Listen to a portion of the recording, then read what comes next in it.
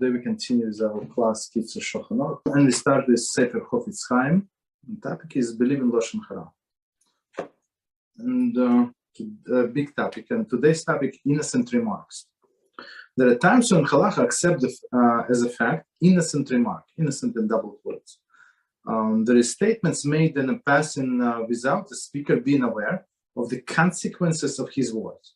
As a rule, people do not lie unnecessarily, so that when a person does not realize that he is saying something of significance, it can be assumed that he is telling the truth. Okay, so it's very interesting. Right. So we assume that this person is saying the truth, right? And the famous example is in Halacha when somebody who is unfit to be a witness in Jewish court, for example, a non-Jew, right? So we're not going to listen to him in Jewish court, or a single witness, right? So, but they can testify, not testify, if they would mention something like, as they say in a passing, right? That, for example, this non-Jew said, I was going somewhere from this village to that village, and I saw that they killed this guy. I think he's from your village, and he looks like this and that, and like that, and stuff. So basically, he gave the description of the person. So we can rely on his testimony, or his mentioning. That person, whoever heard it, he can bring this information to Beis Din. They can give a woman right to remarry, right? So why? Because he did not intend. I mean, he did not know that if its information is not known, that if of any consequence, he just said it. Okay, so that's and as we just said, so it's not Lashon Hara. But let's see, continue. Halacha grants such a statement the status of testimony in two instances. Okay, where it is certain that ultimately the true story will be revealed to all. The people do not fabricate tales when it is clear that their lies will be revealed as such. So, in case of this dead husband, so I mean, if somebody would testify that this person is dead, right, and then 3 days later he would return to this to his home, it's going to be a big embarrassment to that guy whoever lied. So people usually don't lie. Usually, not always, but I mean, today is more than in the past. People, but usually people do not lie about things that easily to check and confirm. Okay, so in this case, we do not suspect him of lying. And number two, to establish that the individual is no longer alive. Okay, that's our case. Innocent negative statement are not granted any such legitimacy. Okay, they are Lashon Hara, and one is not permitted to believe them. So if somebody says something negative in passing about another person, that's 100% Lashon Hara. But in other cases, when they say, as I said about passing or some other piece of information that it would be easily checkable. Unless, I guess it's my personal understanding that there are some people who lie, and you confront them that they're lying, and they would continue denying. I mean, but those sick people, we're not talking about them. And normal people would not say that. So, okay, stop here. All right, so continue. We're on a topic, matters prohibited because of danger. It's Siman 33, and in my volume, it's my book. It's page 364. Okay, and we start with Halacha number 9, and it says, "It is prohibited to consume food or drink that people find repulsive, or eat it and drink from disgusting utensils." Okay. That people find repulsive. Okay, so the food is repulsive, and or they eat from disgusting utensils. Okay. Similarly, one may not eat with solid hands. Soiled hands. Okay. Okay. I mean, especially when people see it, like a person did not, I don't know, he's a car mechanic or whatever, some other people who work with their hands and they did not wash their hands and they eat and take food with their hands. For all of these, I included a biblical injunction of do not make yourself abominable. So actually, in this it says in Vayikra 11:43, many things fall under this this statement. Okay, which Gemara in Marcus 16b in Torah says, meaning it is prohibited to do things that the people find repulsive. Even if one should maintain that he does not find these things repulsive, his view is negated by the other people who do find them repulsive. So very interesting. So Rabbi Reuven said about Shlita, said about this very clear, that if other people find the way you eating whatever food repulsive, right? So this food for you, it's not kosher. Even if it's kosher, for you it's not kosher. Because exactly because of this halakha. And some people like they spit like from their mouth into the plate or into the spoon. So of course it's you're not allowed to do that. Or eat food that smells disgusting, right? Sometimes when you have fried fish, right, and you try to warm it up in a microwave on the second day, so it does not smell good. I mean, it tastes good, but does not smell good, even though it's fresh, right? So don't do it. Eat it cold. Okay, so number 10. Animals or birds that in a mortal danger, in a manner that does not make them treifa, and they were slaughtered, although they are permitted through shkita. Nevertheless, those who are scrupulous are strict upon themselves not to eat them. So let's see the definition of treifa. So one more time. The animals or birds that were in mortal danger in a manner that does not make them a treifa. So a commentary. See your Agdaya 17. A treifa is an animal that is prohibited even after the shkita, ritual slaughter, because of certain specific light trading defects. So basically, there is animal, and it has some kind of, I mean, we know it's going to die soon. Like, well, whatever, it's sick, but it's not one of the sickness that Torah prohibits. Maybe it's 24. Somehow I want to say 24. Maybe in 30s, these diseases or defects that would make this animal treifa. But in this case, it's not one from the list. So, but we know even though it's not one from the list, and we did shkita, so we did kill it in a proper way. Everything was proper, but it's proper not to eat it, even though it is kosher. Commentary. As explained in Gemara Hulin 27b, the prophet Yechezkel attested to his righteousness by asserting that he did not ever partake of the meat of the animal that was close to dying. So I would say maybe the example would be maybe even old cow, right? It's very old, so it does not have any issues from the list that would not make it kosher. It is kosher, right? But it would die soon because of the age. So it's proper not to eat it. Why? Because of the danger, not because if it's not kosher. It is kosher. Okay. Okay. So next one, 11. 11. The Torah commands that when the besieging the city This is 29:19. Do not destroy its trees. The prohibition not to cut down fruit trees applies even when not at war.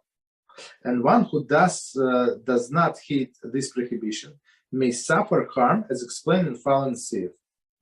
Basically, we have to be very, very careful with the fruit trees, not to cut them down almost ever.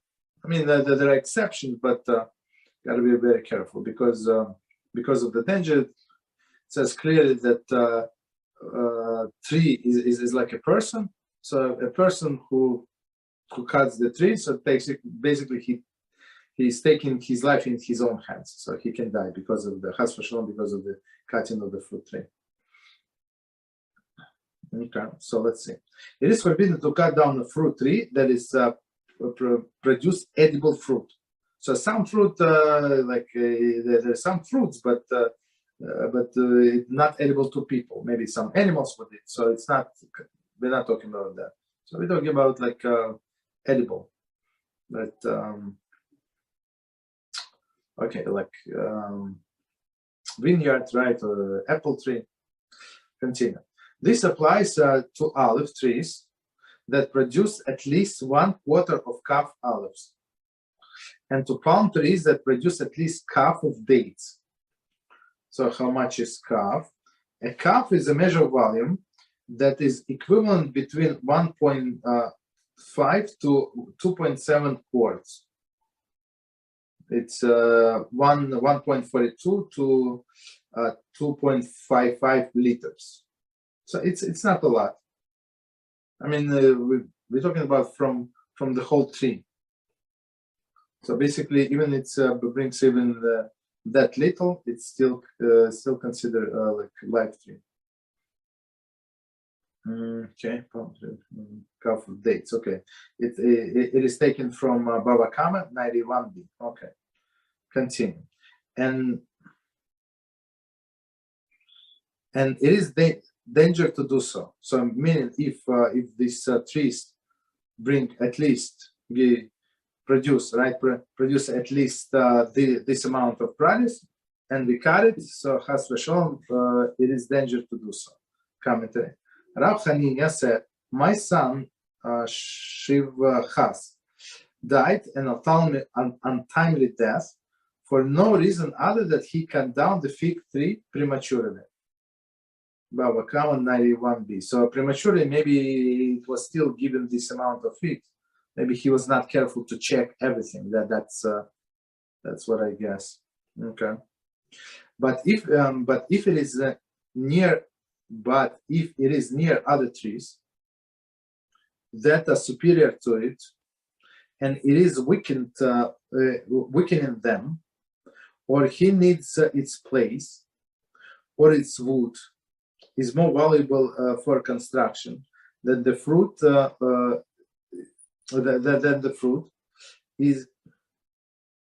Then the fruit is for food. It is permitted to cut it down. So basically, here is the exception when they allow, but still. I was researching this issue. Many poskim still today they say don't do it. So let's see one more time. So first of all, if it's near other trees, so I mean, and the other tree can just continue killing it, right? So it's like no purpose. Or he needs its place. So because this about the place, not everybody agree. So there is strong opinions not to cut even for space. So many times when you have like fruit tree in a religious neighborhood, right, and it's a dead tree or half a dead, or even dead tree, and people are afraid to cut it down. They don't want it. So it's like in the middle of the property, so people don't want that house basically because they cannot like extend the house and stuff like that. Okay, so it's one. But Kitzur, we're going by Kitzur. So he said, if it's not as strong, if a person needs its place, if wood is more valuable for construction than the fruit as food, right? Okay. So then it is permitted to cut down. Okay. Number 12. There are some who treat one of the suffering from intestinal pains by placing on his stomach a utensil containing hot water. Okay. Hot water, okay. However, it is prohibited to do this because of danger involved in the water may spill and scald him. Okay. So, all right, so let's read from the beginning with commentaries. There are some who treat one who is suffering from intestinal pains by placing on his stomach a utensil containing hot water. So let's see, number 19. There is the water that is Yatzel bowl, not so hot that the hand recoils from it. According to, so I mean, we learn in our Shabbos class, right? The hot, so you touch the water and your hand recoils. Okay, according to Rabbi Moshe Feinstein itself, in Nigdas Moshe or Chaim, part 4, chapter 74, Bishul 3, water that has reached 110 degrees of Fahrenheit, so it's like very, very lenient opinion, right? And or I would say very strict opinion, opposite, it's very strict opinion. 110 degree of Fahrenheit and 43 Celsius must be treated as having attained this stage. So it's not hot, basically. I mean, it is hot, but not so hot. So don't put this water bottle right on your stomach. However, it is prohibited to do this because of the danger involved, since the water may spill and scald him. Okay, commentary. Thus, if the water is in a closed hot water bottle, it is permitted when necessary. Mishnah Brura. Okay. So, but usually they have this this plug that it's like it's very tight, I think. Okay. So maybe in olden days they have it, maybe not closed completely. They didn't have this plug, of course. Okay. So number 13, it is prohibited to cross river whose waters are running swiftly.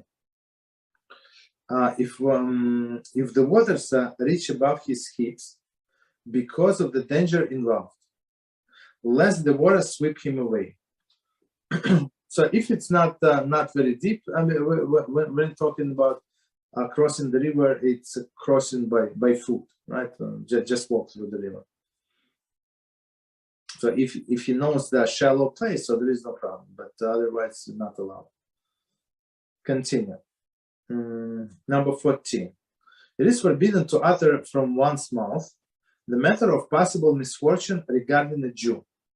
So that's why I tell people many times. So like, first of all, don't say bad things about yourself, right? And don't say bad things about others, unless they are precaution, of course. There is even to say that with regard to someone who did not arrive when expected, right? To say what? Were so and so still alive, he would have arrived by now. So basically, on one hand, this person who is saying that is trying to give other person compliment that he is always on time, and today he's not on time. Guess you know why? Because probably he's no longer alive, right? So he says, "Were so and so still alive, he would have arrived here by now." Or maybe he's joking, like being sarcastic. Okay. For a covenant has been made with his lips. Okay, so there is expression. So what does it mean? Commentary. There is once words may foretell, and certain cases even influence the future events. That's how dangerous it is, right? So it's not like this person was destined to die, but because this second genius uttered this word, so one more time, there is the words may foretell, and in certain cases even influence future events. Maybe it was a case in Shamayim, in the heavens, against this person, and now this guy uttered like some negativity, and his scales were in balance. Now it went to a negative side because of this person. Okay, continue. Nor should one threaten a child that he will be punished by the impure species. Okay, for example, to say that the cat or dog will take him away. Very interesting. So don't scare the child. And so too, with regard to anything similar. So don't say other than any negativity, right? So that bad thing is going to happen. Similar. A person must be aware of unmindful use of tongue. So basically, we should always, as we said many times, especially in the Hilchas Lashon, Shmiras Lashon, that we have to watch our speech and speak very carefully. Okay, in parentheses it says, see below, Torah 7:3. Okay, so what is the commentary? Where the Kitzur caution one who wishes to recount HaShem kindness, not to say that he was not punished in accordance with his actions. Because one should never give Satan an opening. So basically, don't say that I deserve such and such because of this and this, but actually Hashem was kind to me, and I got this only good part. So Satan is listening, and he said, "Oh, he just testified against himself." Okay, so we finished with that topic, and we started new Siman, number 34. Very interesting. Just a second.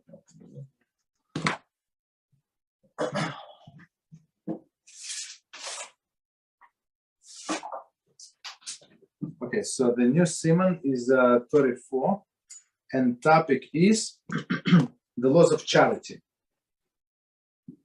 Contains 16 seifim. Okay, so number 1.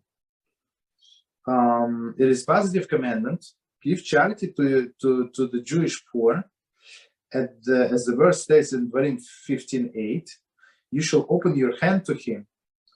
And as the verse states in Vayikra 25:36, and let your brother live with you. So meaning live with you, Rabbi Akiva explained. So first you live, and then he lives with you. So his life does not come at your expense, basically.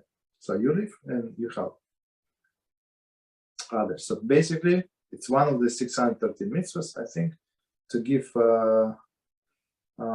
charity. Furthermore, one who sees a poor person requesting a donation and ignores him and does not give charity has violated the negative commandment. And the verse states in Dvarim 15:7, you shall not harden your heart, and you shall not close your hand against your destitute brother. Literally hides his eyes from him. So basically, you have to, sometimes there are a lot of poor people that come and, they really poor, the fakers, the this and that. So you give them the minimum at least. But not to give, it's not a good idea. Right? Give them Torah, something. Right?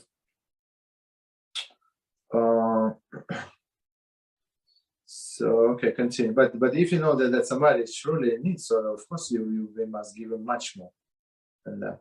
Okay. So continue. A given of charity, it is defining characteristic of the descendant of Abraham Avinu. As the verse says in Bereshis 18:19, for I have loved him because he commanded his children to do charity. Okay, so that's why HaShem loves, as he says clearly, right? Not about every person, every positive character in a Torah. HaShem said that he loved him, right? Does not. But about Avraham Avinu, he says, and why? Because he commanded his children to do charity. Okay, charity and justice. synonyms.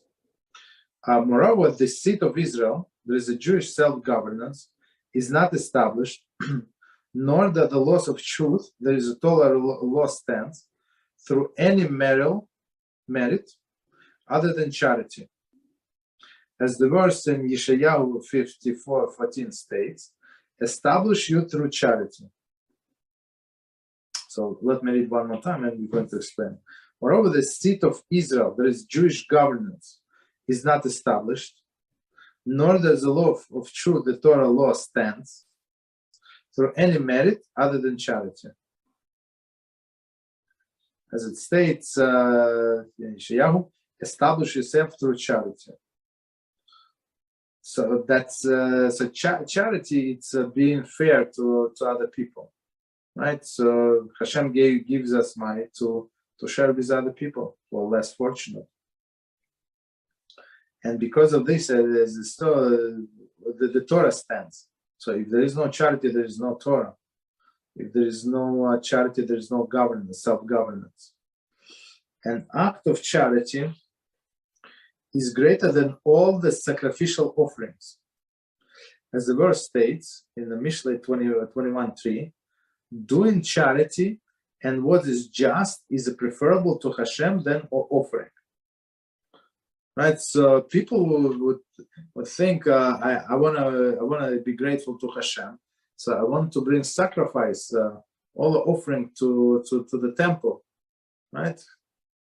You have to consult with HaShem. He actually say, no, doing charity, give whatever the cost of this sacrifice you're planning to give. Let's say, I don't know, the cost of the sheep. I don't know, let's say, I don't know, maybe $300. So give it to the other people. Give it to my poor people. What HaShem needs your sheep? Okay, if you can do both, okay, do both. But remember this needy ones. And the Jewish people will not be redeemed from the exile any merit other than through merit of charitable giving. Right, as the verse states in Yeshayahu 1:27, Zion will be redeemed through justice, and those who return to her through charity. So that's why, right? So one more time, let me read one more time. I'm going to explain. And the Jewish people will not be redeemed from exile through any merit other than through merit of the charitable giving.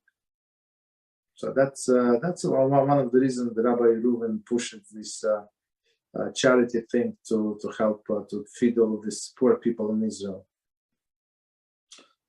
Okay.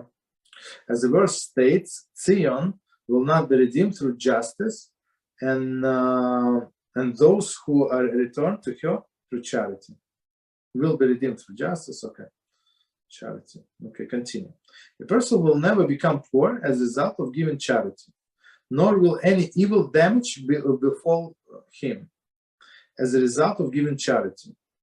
So basically, okay, as the verse in Yeshayahu 32:17 states, the product of the charity shall be peace. So Rabbi Reuven said, actually, I was listening today to class. So he said, if you give 10%, so you guarantee not to go broke. So when, God forbid, some calamity happens, right? So all other people would lose, but you're not going to lose. I mean, you're going to lose, but proportionate to others, not. You understand why? So in the merit of this 10%, if you want to get rich, so you give 20%, but 10 is it's like your insurance on your possessions, I guess. So number 5, peace includes state of tranquility in which there is no room for evil.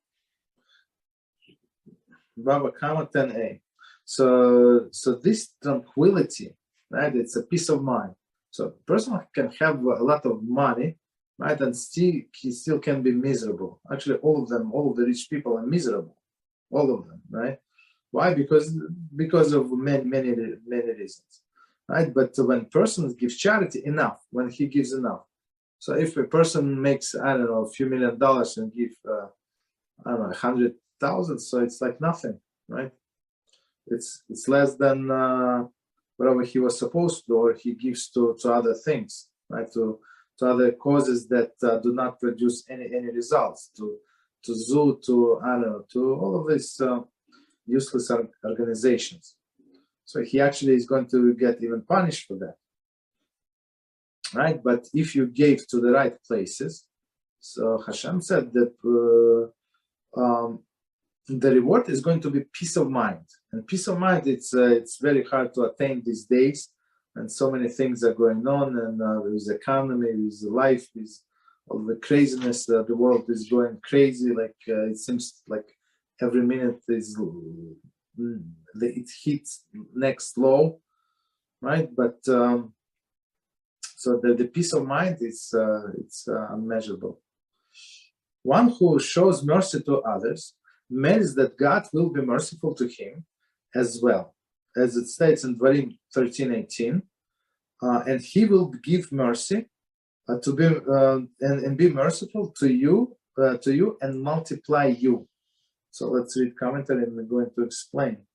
See Shabbos 151b with Rashi there. In this context, and he will give you mercy, refers to ability to be merciful to others. So basically, when person is given charity, let's say to poor people, try to feed the really truly religious, God-fearing people, so he's been merciful to them, and then measure for measure, HaShem is going to be merciful to him, right? There is no like out of nature,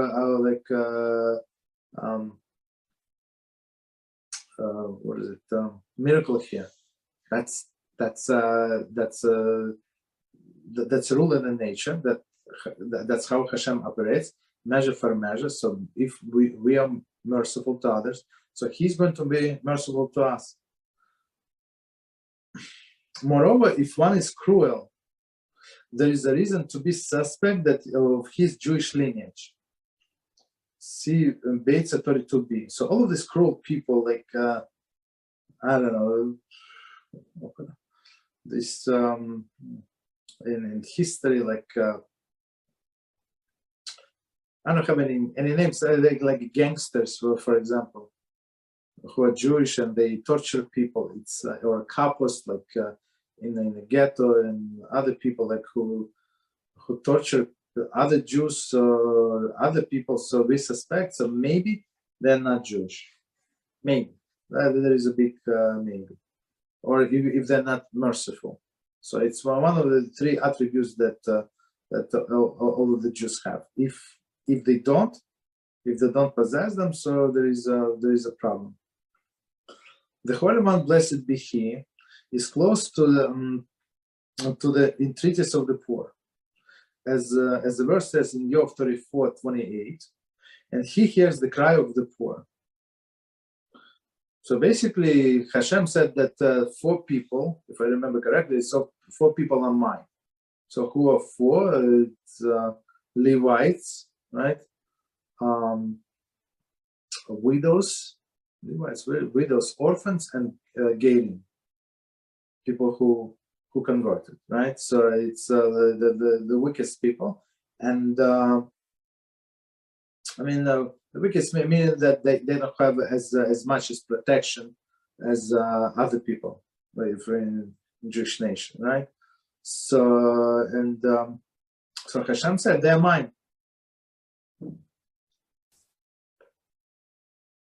And he said, if just 1 second. So he hears the cry of the poor. So if these poor people are going to cry to him, so don't expect anything good for that person. Therefore, one must take heed to be attentive to their cries. So when poor people cry, for a special covenant has been made with them, as just explained, as the verse says in Shmos 22:26. So it will be that if he cries out to me, I shall listen, and I'm compassionate. So HaShem said, He asked you for loan, he asked you for this, and you had the means, and you did not help them. So guess what? I'm going to hold you accountable. And the sages said in the Talmud, the Yerushalayim Talmud, a gate that is not open before the poor, the gate that is not open before the poor will eventually be opened before the physician. Ooh. Okay, so let's see the commentary. Say Kitzur citation here is not extant in our version Yerushalmi. Okay. So commentary say, okay, by neglecting the invites poor, one invites illness upon himself, which requires service of physician. So meaning this person close his hand, close his heart, close his door for a poor person, and guess what? Yerushalmi said, be prepared, chas v'shalom, to open the door for physician, and you're going to give this money out, right? But in a bad way. You could have given to poor people. They would thank you many times, right? Be happy, and you would make HaShem happy. Or you wanted to stay with your money. Guess what? You're going to give it to this physician person. That's for shalom. So that's why we have to be proactive. The person should take to heart that he constantly requests his sustenance from the Holy One, blessed is He. And just as he seeks that the Holy One, blessed be He, should heed his entreaty and prayer, so should he pay heed and to entreaty of the poor. So it's very interesting. We playing people pray for parnasai, and sometimes they obsessed with these prayers and these gulas, what to do. They even agreed to eat bread in the morning, right? Even though they never ate the bread in the morning, right? Just to be poor, to be rich on one hand. On another hand, it says clearly you're praying to be rich, right? And not to be poor. So help my people, right? So we ask HaShem, right? He said, help my people, meaning poor. A person should also take it to heart that fortune is the fortune is a will that turns within the world, and ultimately it may come about that either he or his child, a grandchild, will have to accept charity.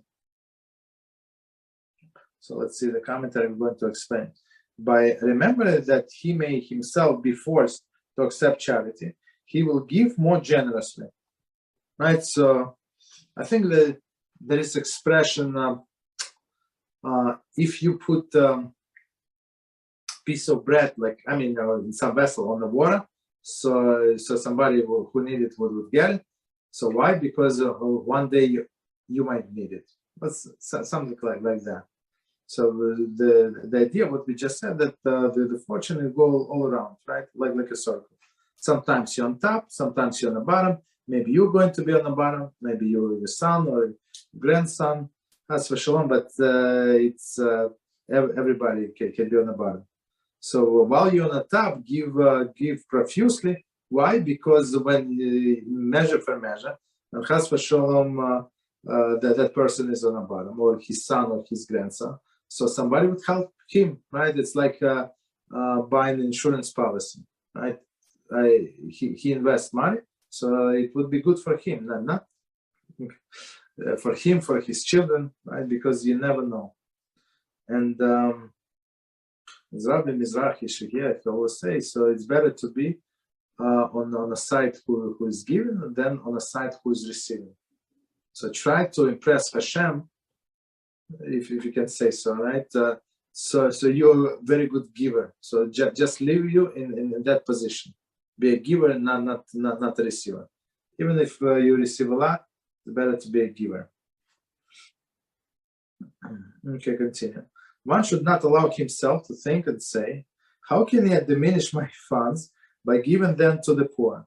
Right? So technically, if I had 100 and I give 10, so now I don't have 100, I have 90. Right? So that's what the person say. Why don't they go to work? For he must know that the money is not his own, rather it is given to him as a deposit, with a requirement that he use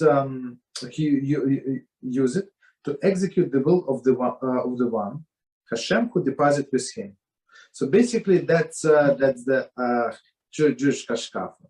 So a person has to see himself as a cashier of HaShem. So HaShem gave us deposit. He deposited 100, and I mean, he said many times in Torah and in Shulchan Aruch, everywhere, right, in Maaser books, everywhere, that it's not yours. So you have to give away partially.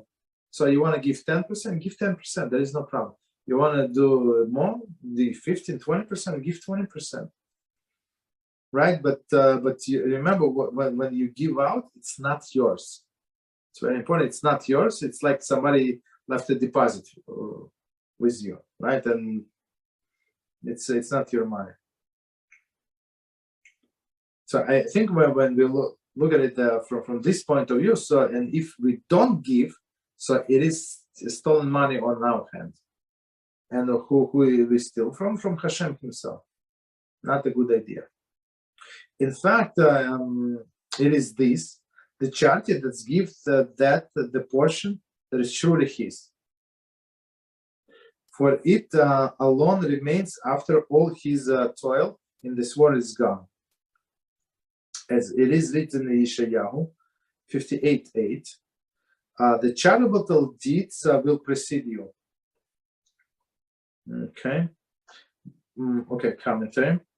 When a person leaves this world, it is only the charity he gave accompanied him to the next world, and not any other possessions.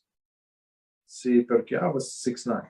So basically, when after 120 years a person's died, right? What he can bring with him, right? He can bring with him his mitzvahs, whatever he did, his Torah learning. So it's not only charity, right?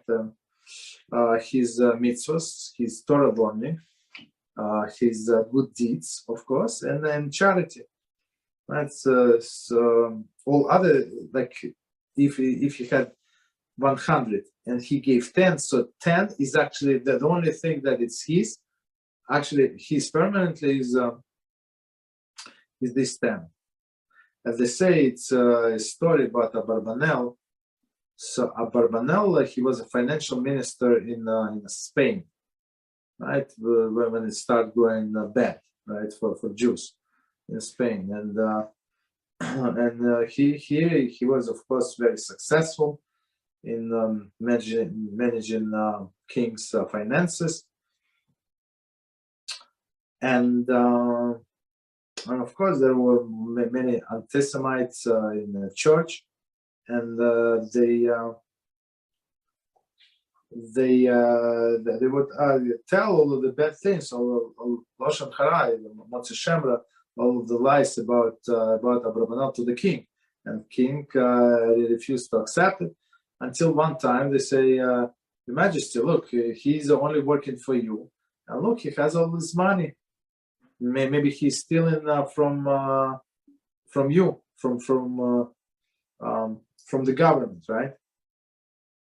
Even though he has businesses, I think, but okay, whatever. But they do not care.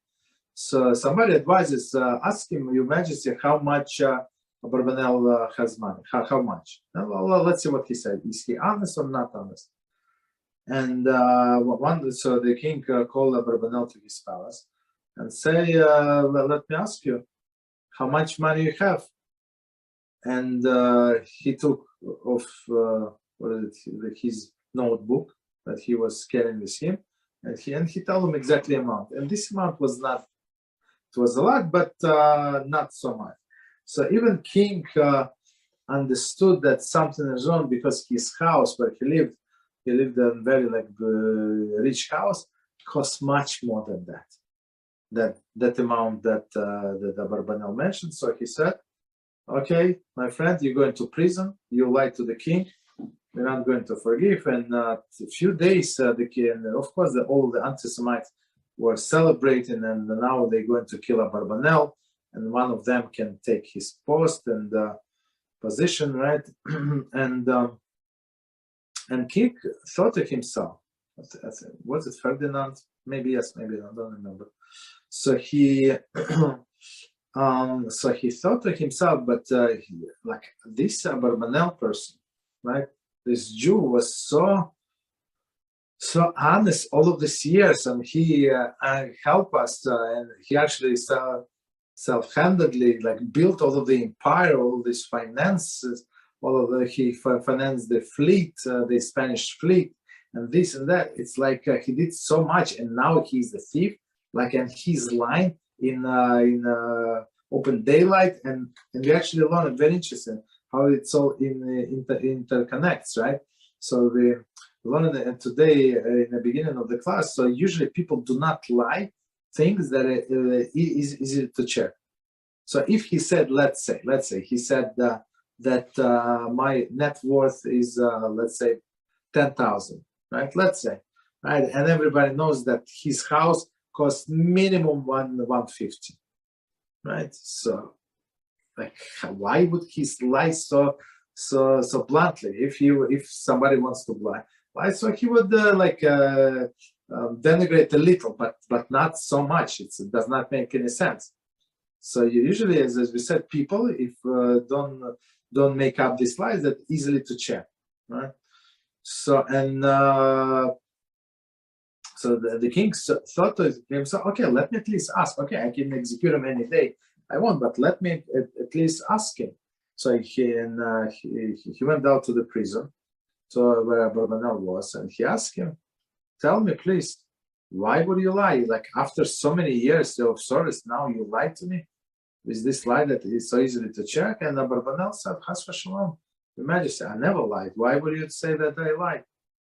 He said, when you asked me this question, I knew where it is coming from. And whatever answer I give you, most probably not going to satisfy you. So I told you the truth. So if you saw, I read this exact number, exactly to the penny number from my book. And this book is where I write down all the charity that I gave all over the years. Right? That's the only mine. So you can take my palace, you can take my slaves, you can take everything that I own, my fields, my money, you can take. But this charity you cannot take. It was sent to Shamayim. Right? That's what Kitzur is saying. This money is only his, only Abarbanel, only ours. Whatever we send, all other money, they can lose value. Government can take it. They can somebody can steal it for us. This and that. But whatever we send to charity is ours. Okay, just 1 second. Check time. Okay, so we can do one more halacha. So halacha number 2. Every person is required to give charity according to what he can afford. And this is true even for the poor person who himself is supported through charity. This applies in any case where he has a small amount of his own money that he does not use for a commerce. In this instance, no, 1 second. So let's read the commentary. Here, the Kitzur addresses the question: if the poor person has no funds and is therefore permitted to accept charity, how is he required to give charity? So our rabbis today, not even today, like I'm not sure if it's from Gemara, I'm not sure that the source. So they say one poor person can give charity to another poor person who is in need, and that poor person can give to this poor person. So basically, they exchange the tzedakah, and they did the mitzvah. So, but nullified the mitzvah completely because they cannot give. It's not proper. Okay. So one more time, last sentence. This applies in case but he has small amount of his own money that he does not use it for commerce. I mean, if he needs to invest in business, that's a different story. In this instance, it is permitted for him to accept funds from charity, since he has no principle that brings him profit from which he can be sustained. So, commentary. See Yorah De'ah 253.1. When it is explained that one who lacks the funds that estimated to be necessary for his basic necessity, for example, food and clothing, for 1 year, may accept charity. However, if he uses those funds for a commerce, he may not accept charity unless those funds are very limited. Okay, so what does it mean here? So first of all, they give us definition of the poor person. So what is a poor person? And if we just think about it, you will just imagine how many poor people and people who thought to themselves that they are okay, more or less okay, they're actually in this category. So a poor person, a person who does not have enough funds for basic needs for 1 year. So basically 1 year you pay rent for the apartment, have utilities, you pay for food and clothing. So it's a lot of money. It's a lot. So basically, based on these calculations, theoretically, many people can accept charity, right? So of course, they're not. If everybody who is going to qualify according to this formula is going to accept charity, there is not enough. It's going to be not enough givers. So right today, even though it is a halacha still stands, but we support much more poor people than this, according to this formula.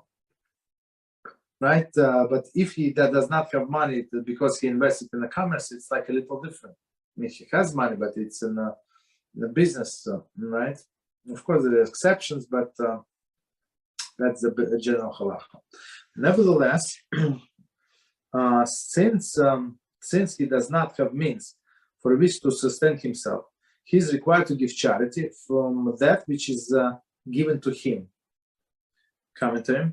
In this situation, although he may accept the charity because his funds are limited, since he does not have some funds, he is obligated to give charity from the funds he received, right?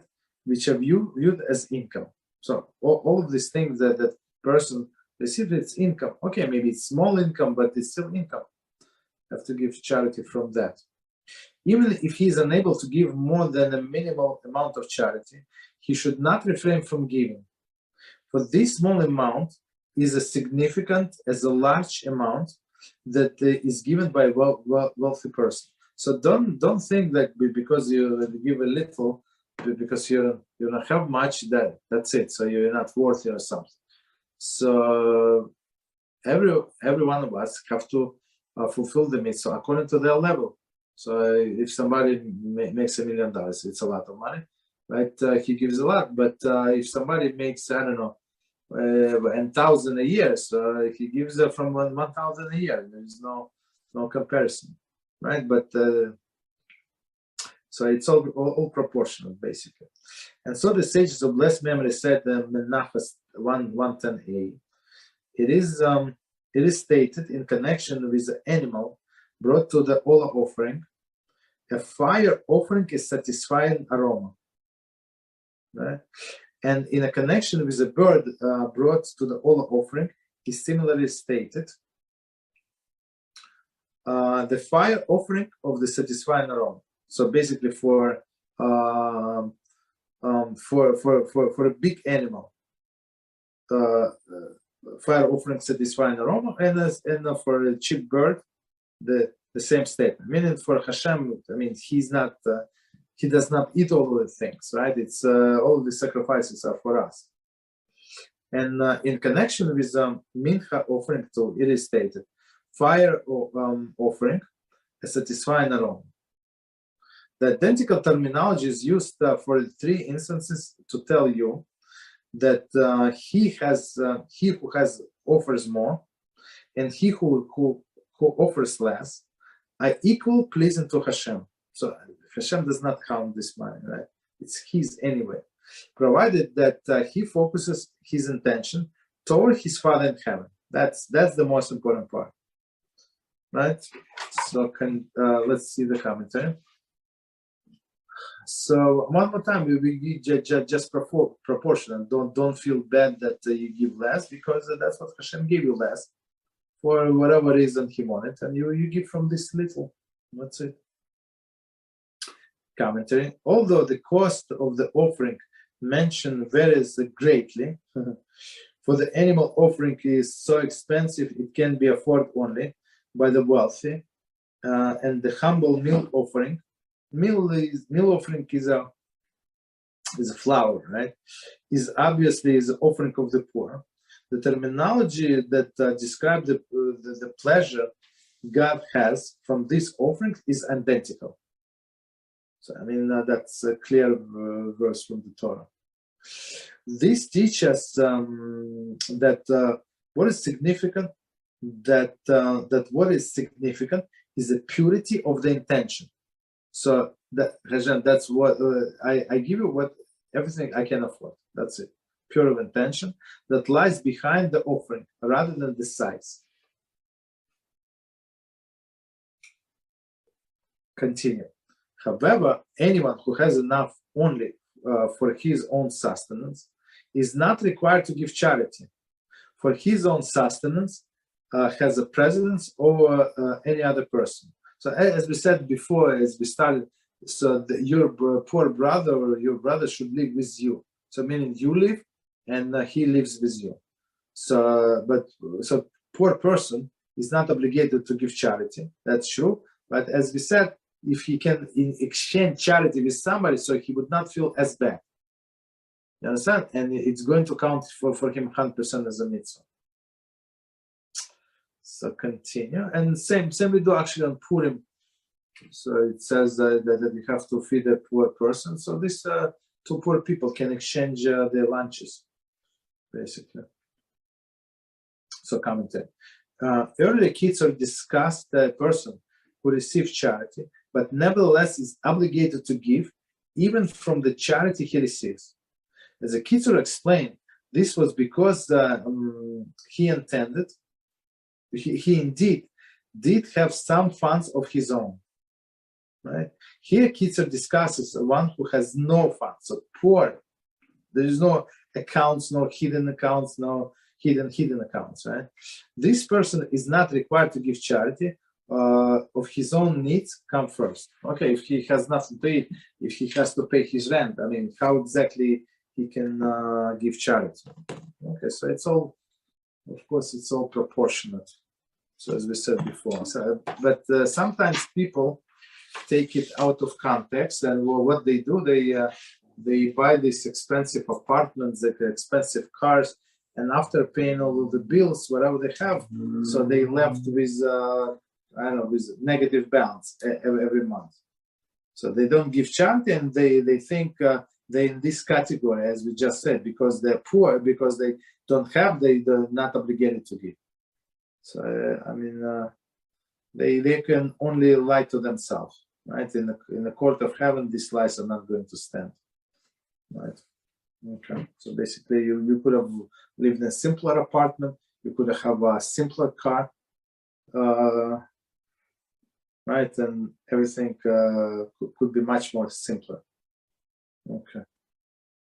Right. We can stop here. So, any questions on any topic? Please go ahead. Here, about this last one, about people who have very little. So the question is that in Argentina, disabled people who cannot work are obligated to give child support from their state income, which only covers food. So the question is if this is legal. Are you talking about child support? Yes. So if child support is legal, I mean, the country can do whatever they want. I mean, we have to abide by the law of the country. You understand? So whatever taxes, they always taxed us very, very unfair. Oh, you're a Jew? Okay, you know what? We have a Jewish tax. So everybody, like all of the citizens live in this country, this city, but they have, because you're Jew, you have a Jewish tax. So, and basically the law is, halacha is, you have to pay whatever the law is or move out, basically. So you cannot say that Torah does not say that. I mean, it's only about some spiritual things. But one of the halachas that we have to respect and follow the laws of the country where we live in. Go ahead. I mean, if this is in line or not in line with the seven Noahide laws, the seventh law of establishing justice. Yes. Because exactly. this person is, for me, in my opinion, I find it unfair, because this person is already disabled.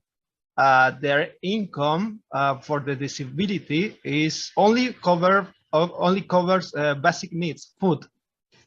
In top of this, the law is obligating this person to give a certain portion of this very little income to child support. So my question is if this is fair or in line with the Torah. Okay, so fair or not, I would say, you see how, if you take step back from what is a step back. So first of all, children, so men very rarely pay child support because the children must stand with a father, right? So mother never gets the children, according to the Jewish, unless he's violent, unless he's crazy, and this and that. But if he's normal person, so children belong to the father. You understand? So he bought himself wife, right? Bought double quotes, but when it was transaction, when he got married, and it's his children.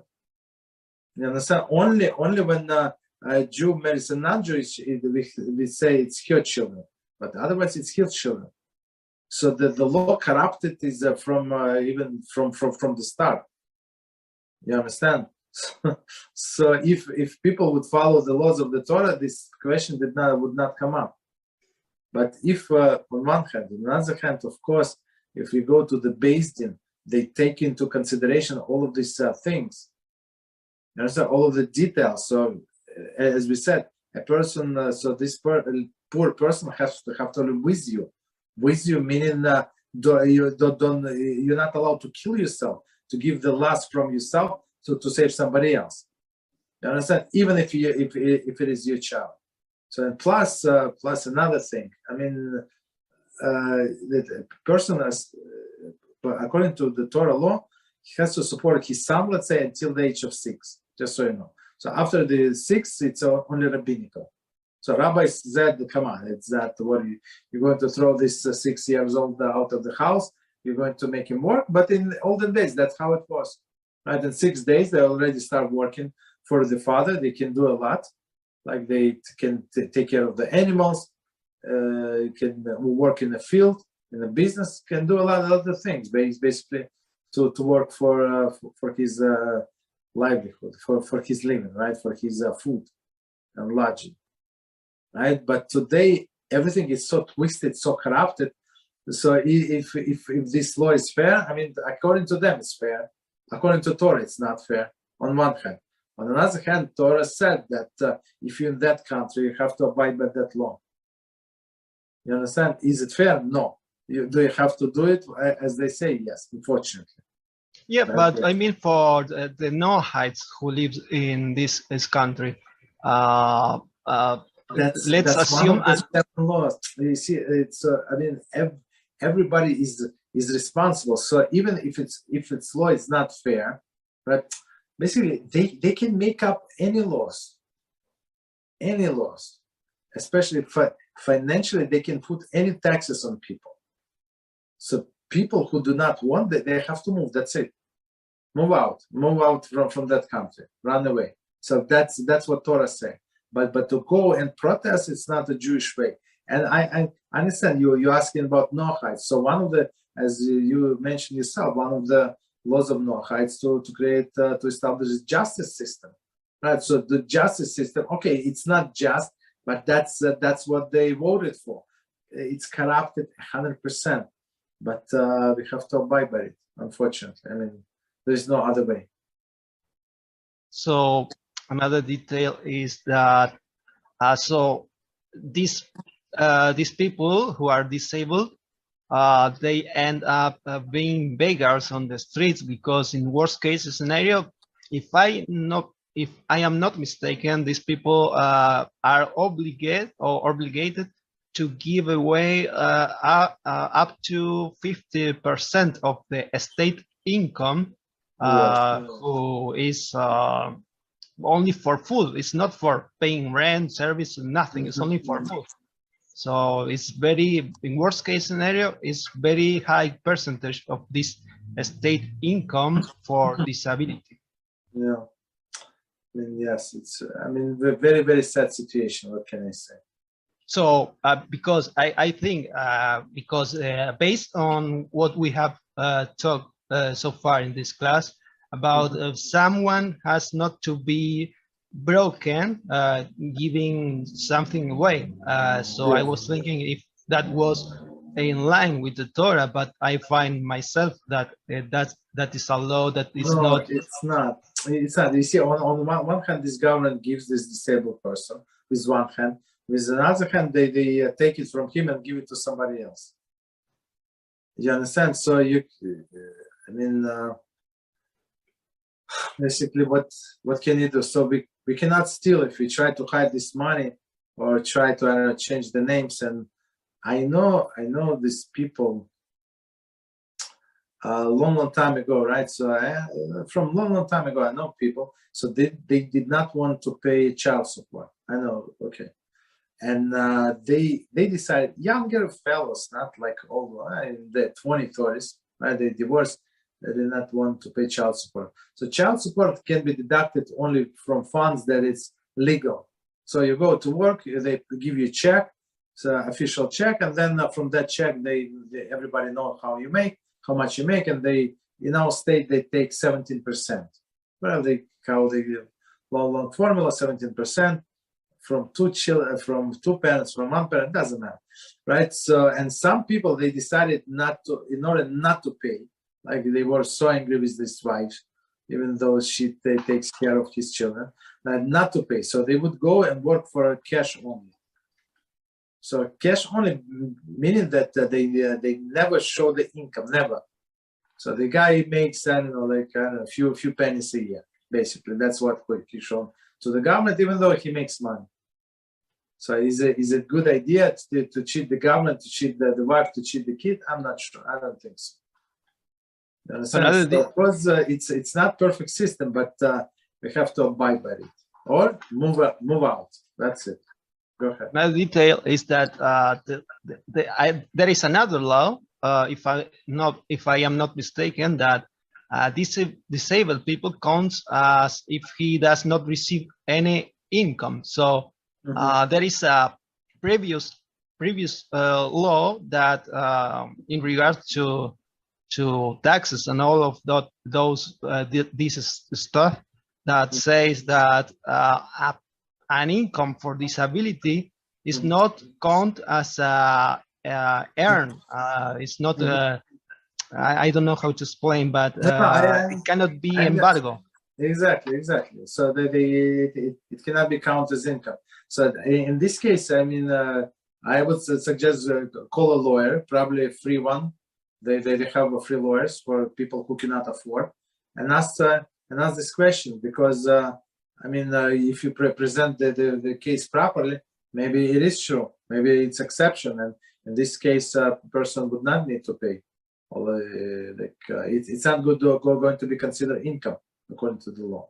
Yes, there is a law, but there is a recent law that is like overrides this this law because it's all legislation about feminism and rights of women. So it's kind of overrides the previous law. So there is no lawyer that can go against this because always the judges will go in favor of the women here in Argentina.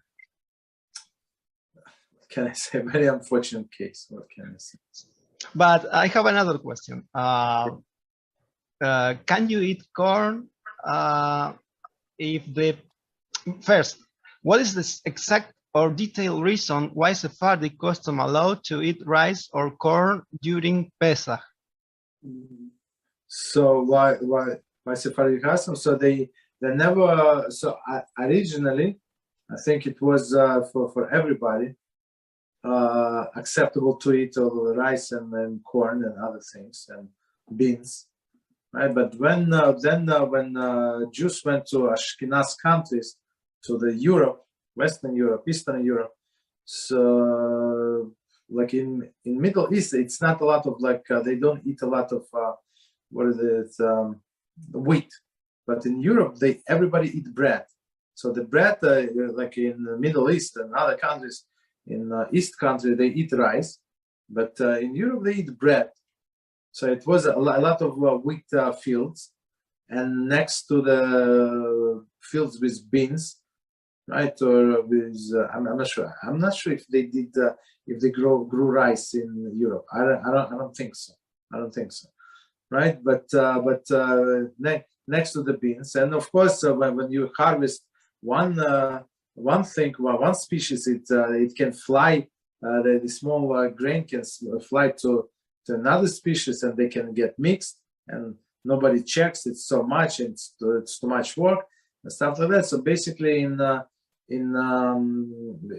these beans could be few grains of wheat, and person will cook it.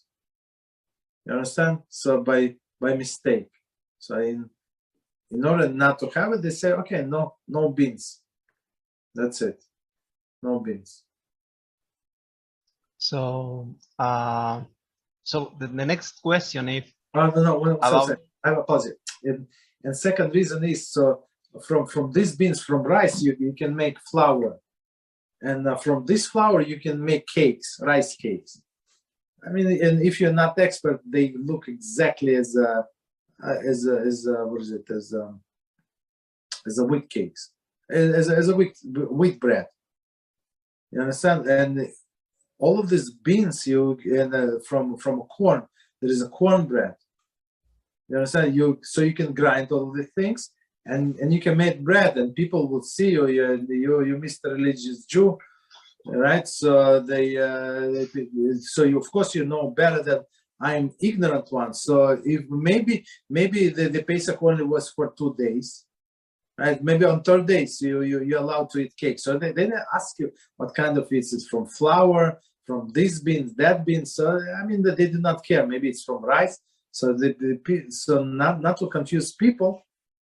You understand that we said we're not going to eat, none of us, right? So since it is forbidden to everybody, so when somebody eat cake, we know that it's not from flour, it's from matzah meal. So basically we take matzah and grind it and make flour, or it is from corn starch. No, not corn, from potato starch.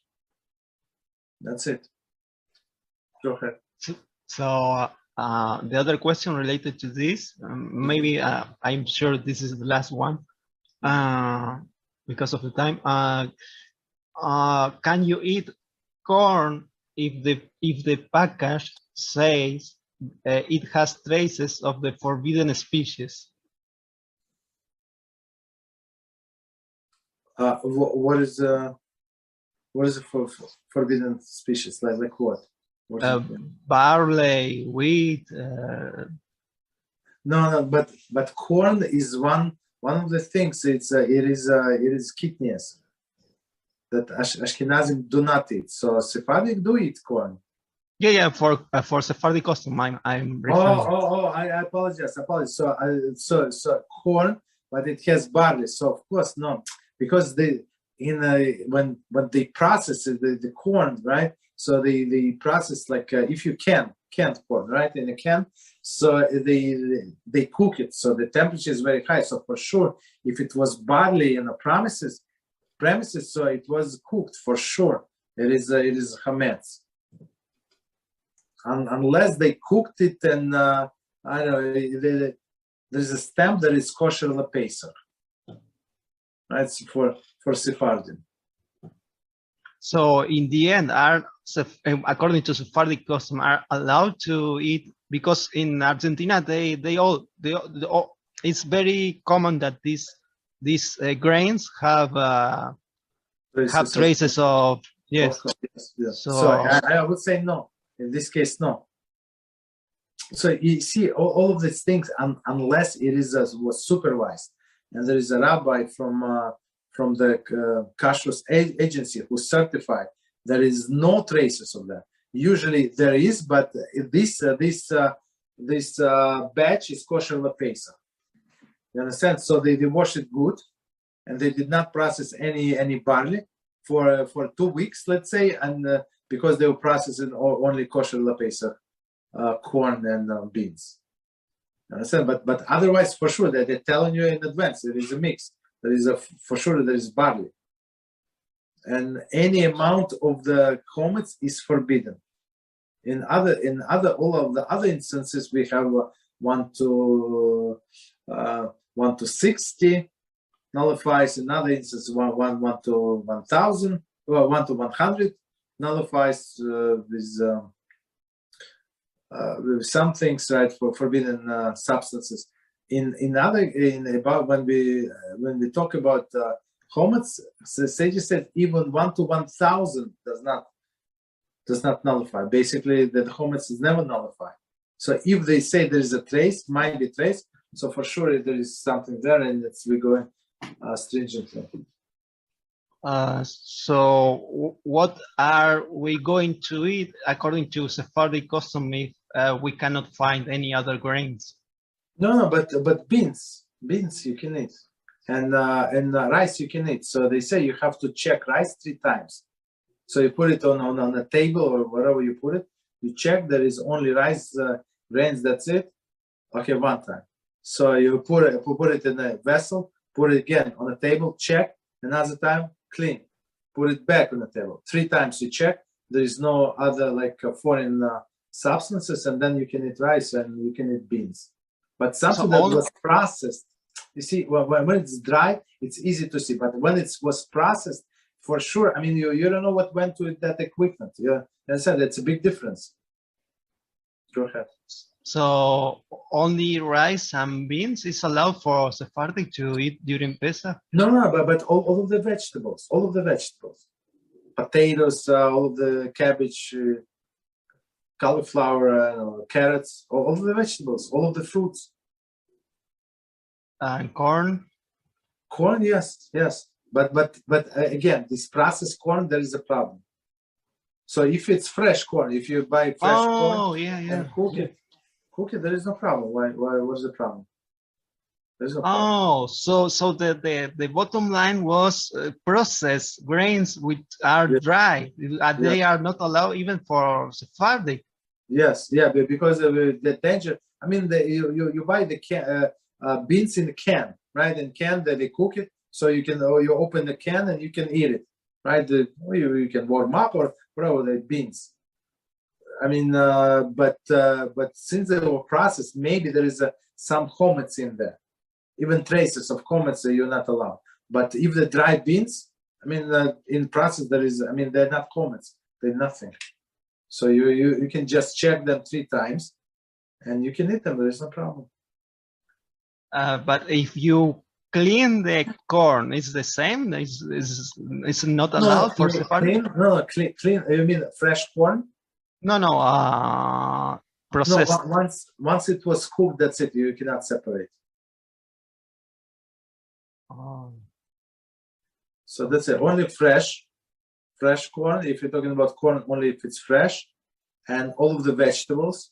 And I'm talking about for Sephardic people. and all of the grains, not grains, all of the beans and rice. I mean, it's a lot of food. Ashkenazim don't eat it, but there are other food, potatoes. They do many dishes from potatoes. You eat salad, you eat soups, many things to eat. Okay. So Right. for today, that's all. All right. Thank you. So tomorrow, same time. Thank you very much. Good night. Good night.